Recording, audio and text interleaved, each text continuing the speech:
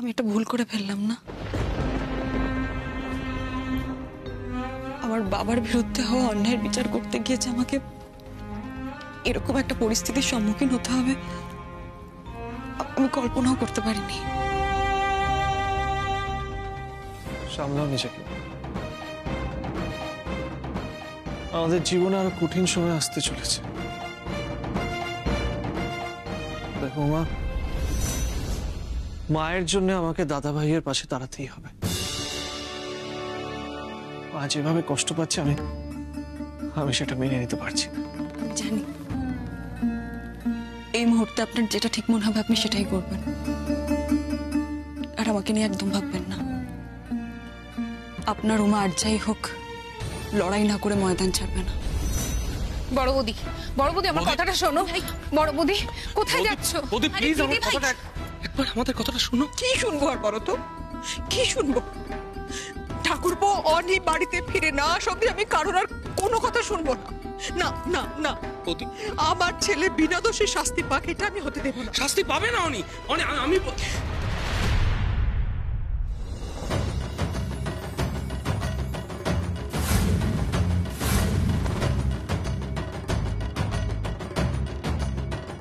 তোমার ছেলে তার প্রাপ্য শাস্তি পেয়েছে মা।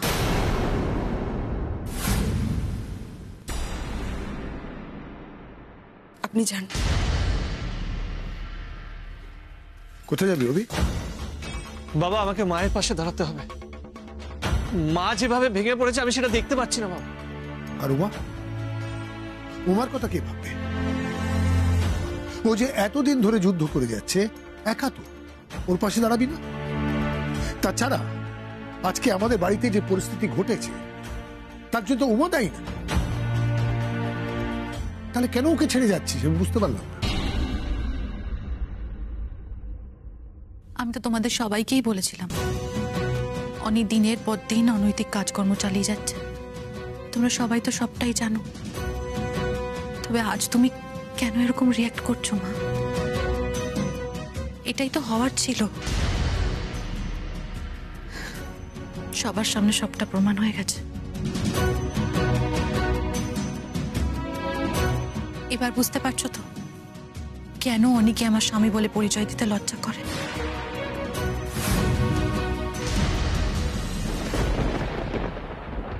অনুরাগ যদি কোনো ভুল কাজ করে থাকে তাহলে তাকে শাস্তি পেতেই হবে। এমন the same goes for me. আমিও যদি কোনো অন্যায় কাজ করি এবং আমাকেও যদি জুডিশিয়াল কাস্টাডিতে যেতে হয় আমাকেও যেতে হবে। আচ্ছা, তোমার কাছে তো এই ন্যায় অন্যায়, নীতি অনীতি এইসবটা তো সবসময় স্পষ্ট ছিল। তুমি তো কোনোদিন টাকার সামনে মাথা নত করোনি। ফলে এইটুকু তো বুঝবে তুমি। তোমার মাকে এটা বোঝাবে না তুমি? হ্যাঁ, যে অনুরাগ যদি অপরাধ করে থাকে তাকে শাস্তি পেতেই হবে। আর তোমাকে উমার পাশে দাঁড়াতে হবে। তুমি উমাকে এইভাবে একা ছেড়ে যেতে পারো না। বাবা, বাবা, আমি কখন বললাম যে উমাকে আমি ছেড়ে চলে যাবো, ওর পাশে আমি দাঁড়াবো না? আমি শুধু এটা বলতে চাইছি যে বাবা, মায়ের এরকম অবস্থা আমি সহ্য করতে পারি না। মা যেভাবে ভেঙে পড়েছে সেজন্যই বলছি বাবা, আমি দাদা ভাইয়ের পাশে দাঁড়াবো, আর সেটা শুধু মায়ের জন্য। আমাকে এখন যেতে হবে। আই এম সরি বাবা, আই এম সো সরি।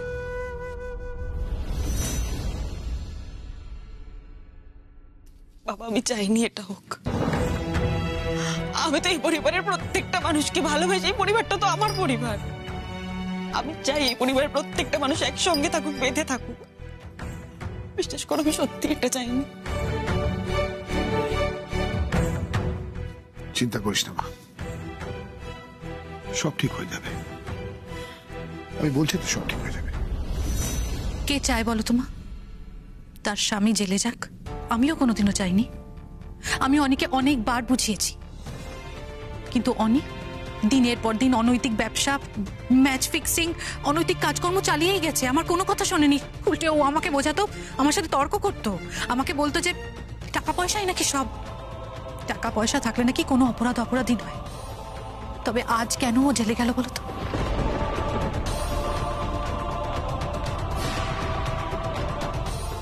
অনেকে অনেক শাস্তিটা পেতে দাও মা, এটা ওর প্রাপ্য। না হলে ওর ভুলটা কোনোদিনও বুঝতে পারবে না। ঈশিতা, বড় বৌমা, বড়নাথ বউ ঠিক কথাই বলছে। আমি জানি মা, তুমি মা, ছেলের কষ্ট হবে জেনে তোমার বুক ফেটে যাবে, কিন্তু তাও বলবো অন্য কোনো দিকে না তাকিয়ে যদি শুধু লোভের পেছনে ধাওয়া করে তাহলে তার পরিণতি কি হয় সেটা তো অনেক জানা উচিত। অল্প টাকাতেও সংসার চালানো যায়, কিন্তু অপরাধীর তকমা নিয়ে বেঁচে থাকায় কোনো সম্মান থাকে না, এটা তো তুমি মানো। তোমায় যে এখন শক্ত হতে হবে বড় বৌমা, ধরে নাও এটাই অনির শাসন, শাস্তি।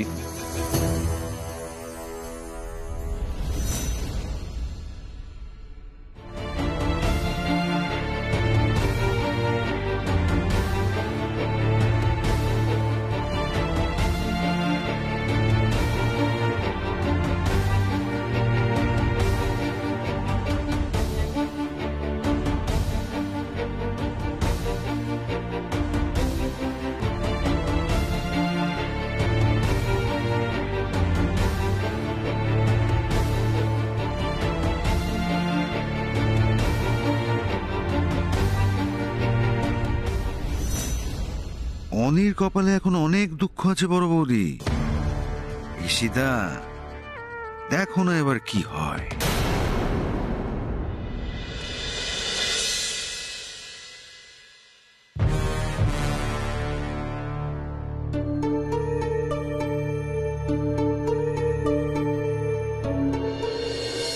দাঁড়ান, এখন ভেতরে যাওয়া যাবে না, অফিস বন্ধ হয়ে গেছে।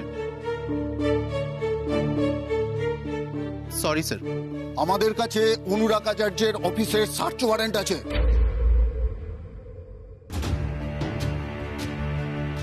পুলিশ রেড করলে তো সব পেয়ে যাবে। অনুরাগ আচার্য পুলিশের হাতে যদি কাগজপত্র একবার পড়ে যায় তুমি শেষ, কেউ বাঁচাতে পারবে না তোকে আর। কিছু একটা করতেই হবে। অনুরাগ আচার্যের অফিসটা কোথায়? আসুন আসুন স্যার।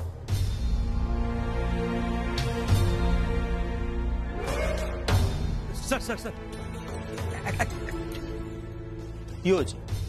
একটা রিকোয়েস্ট আছে, মানে আমার একটা ফোন করতেই হবে, মানে যদি কিছু মনে না করেন। একটা যদি হবে না, কোনো নিয়ম নেই। আমি বুঝতে পারছি নিয়ম নেই, তবে খুব আর্জেন্ট, আপনি একটু বোঝার চেষ্টা করুন।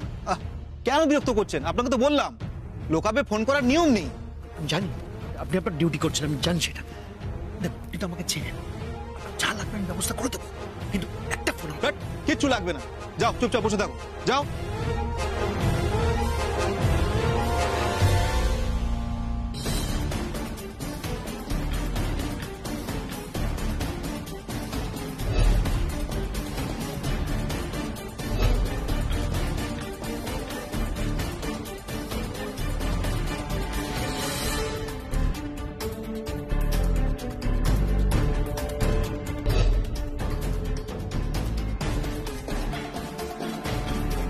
এই কাবার্ডগুলো সব দেখেছো?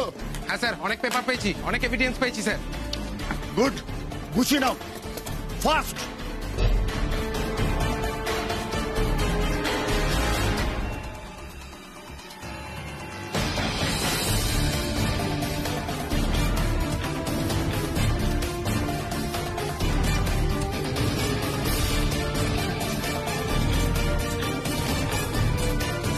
হ্যাঁ বলুন। আমরা থানা থেকে এসেছি, অনুরাগ আচার্যর অফিসের সার্চ ওয়ারেন্ট আছে। আপনারা পুলিশ? তাহলে ওরা কারা?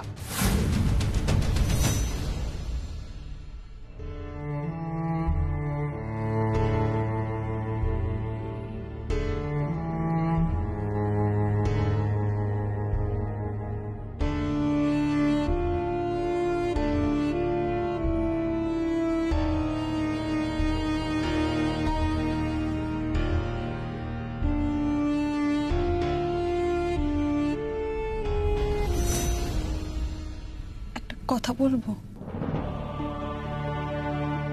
আচ্ছা, আপনার মনে হয় আজকে আজকে যা হয়েছে তার জন্য আমি দায়ী?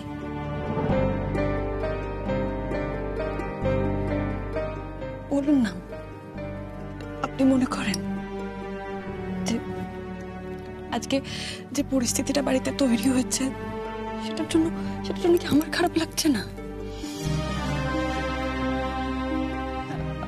আমি চাই আমার বাবার সাথে যে অন্যায় হয়েছে বাবা তার সঠিক বিচার পাক, সেটা আমি চাই। কিন্তু তার জন্য এই পরিবারে কারোর ক্ষতি হোক সেটা তো আমি চাই না। বলুন, এই পরিবারটা তো আমার পরিবার। আপনার মনে হচ্ছে না এই যে দাদাভাই আজকে লকআপে আছে সেটা থেকে আমি কষ্ট পাচ্ছি না? মায়ের এত কষ্ট হচ্ছে, সেটাতে তো আমারও কষ্ট হচ্ছে। আমি এতক্ষণ ধরে এতগুলো কথা বলছি, আপনি চুপ করে থাকবেন, আপনি কোনো কথা বলবেন না?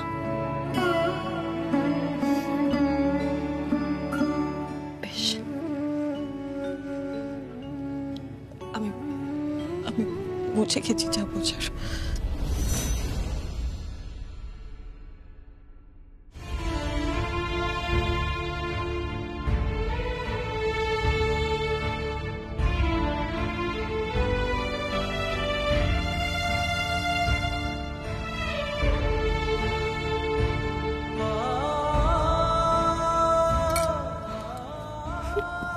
কাঁদছেন কেন?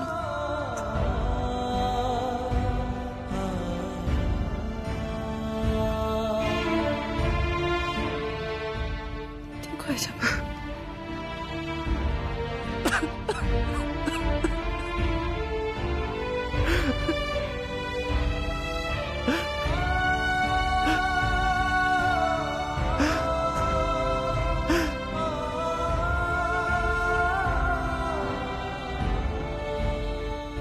আজ আমাকে ভুল বুঝছে, আর যে খুব কষ্ট হচ্ছে আমার জন্য।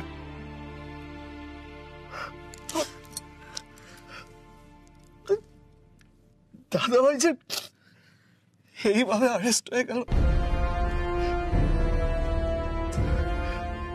এই সব কিছুর জন্য মা খুব কষ্ট পেয়েছে, খুব কষ্ট পেয়েছে।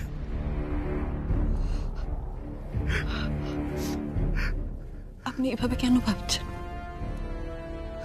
আমরা তো সবাই ওখানে ছিলাম, আমরা তো দেখেছি পরিস্থিতি কি ছিল। আচ্ছা, যদি সুযোগ থাকতো, যদি উপায় থাকতো, তাহলে কি আপনি দাদাভাইকে বাঁচানোর চেষ্টা করতেন না? করতেন তো। কিন্তু মা যে আমাকে ভুল বুঝছে,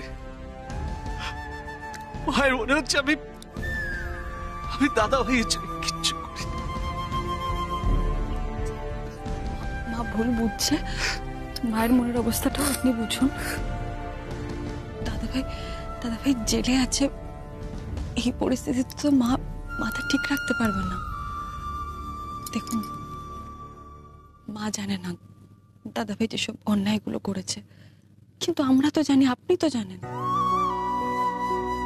আর যে অন্যায় করে তাকে তো শাস্তি পেতে হয়, আপনিই তো বলেন। মানছি, মানছি দাদাভাই অন্যায় করেছে, তার শাস্তি দাদাভাইয়ের পাওয়া উচিত, মানছি আমি। কিন্তু আমরা তো কোর্টে একটা অন্য কারণে গেছি। হুট করে দাদাভাইকে এইভাবে আমি ভাই হয়ে দাদাভাইয়ের জন্য কিছু করতে পারলাম, কিছু করতে পারলাম না। পারা না পারা তো তোর হাতে ছিল না অপি।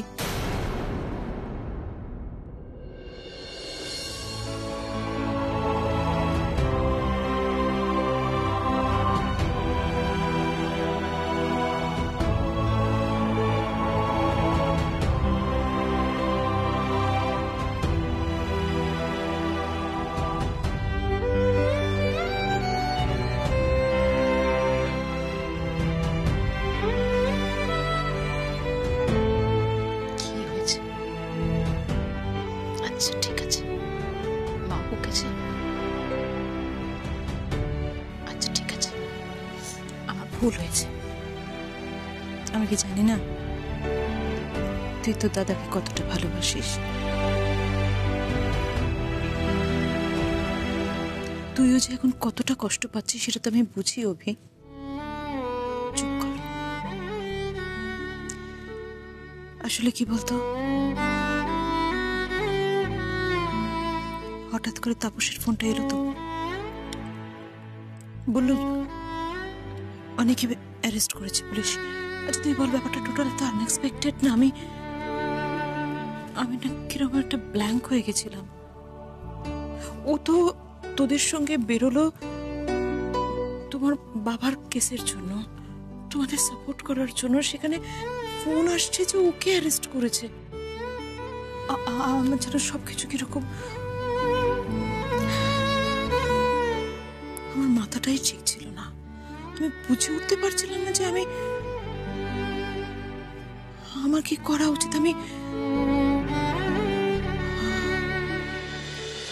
আমি পুরো ঘেঁটে গেছিলাম রে। হ্যাঁ কর।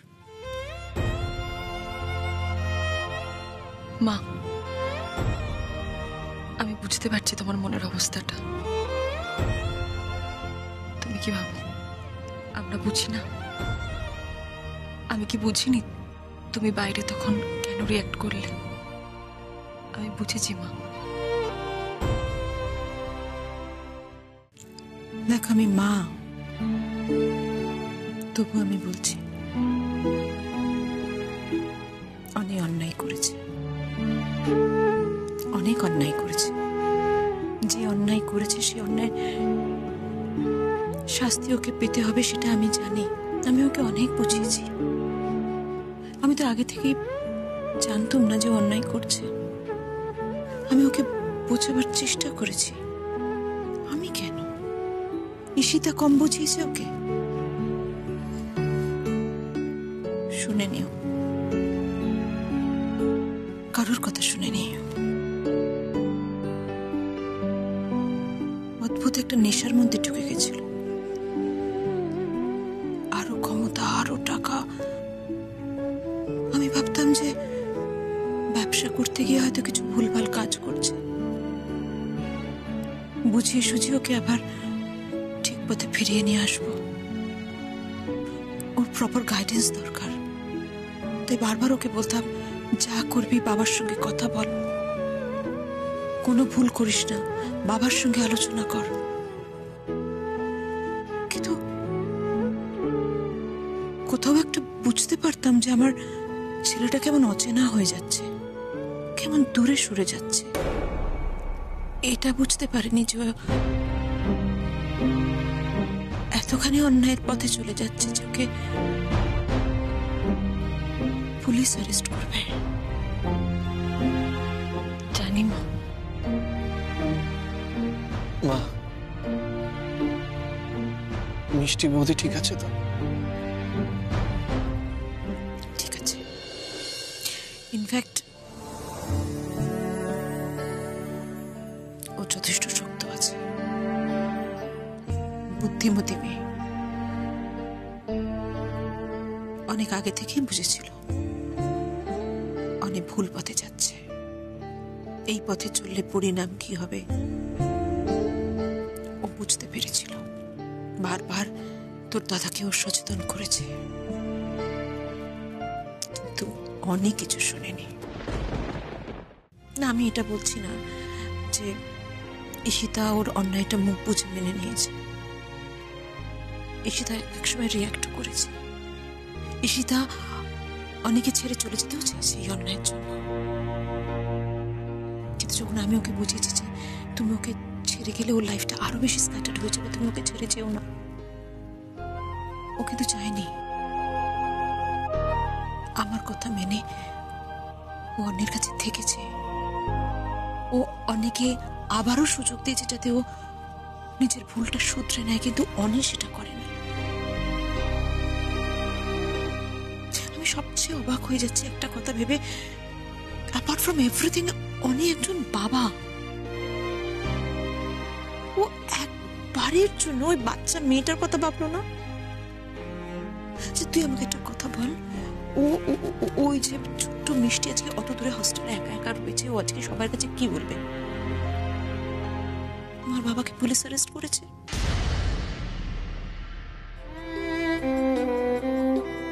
Don't you ever think that ও এটা বলবে? অনেকবার ভেবে দেখলো না যে ওর মেয়ের কি ভবিষ্যৎ ওই তৈরি করছে? বাদ দে, তুই বাকি সব কথা বাদ দে, বাড়ির সবার কথা, আমার কথা, বাবার কথা, তোর কথা, ঈশিতার কথাও বাদ দে। মিষ্টি মিষ্টি ওর সন্তান, ওর রেসপন্সিবিলিটি। কি দিচ্ছে ওকে? কিসের উপর তৈরি করছে ওর ভবিষ্যৎ? ভেবে দেখছে না? কারোর কথা ভাবলো না, এত স্বার্থপর হয়ে গেছে আমার ছেলে। না, আমি তো এরকম শিক্ষা দিইনি।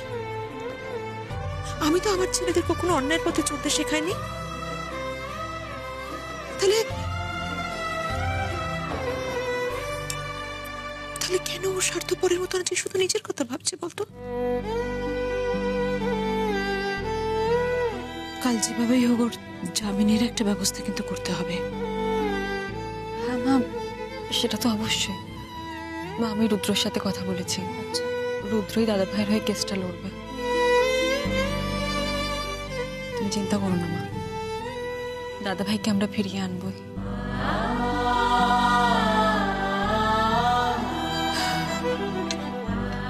ঠাকুর করার জন্য সব ঠিকঠাক হয়ে যায়।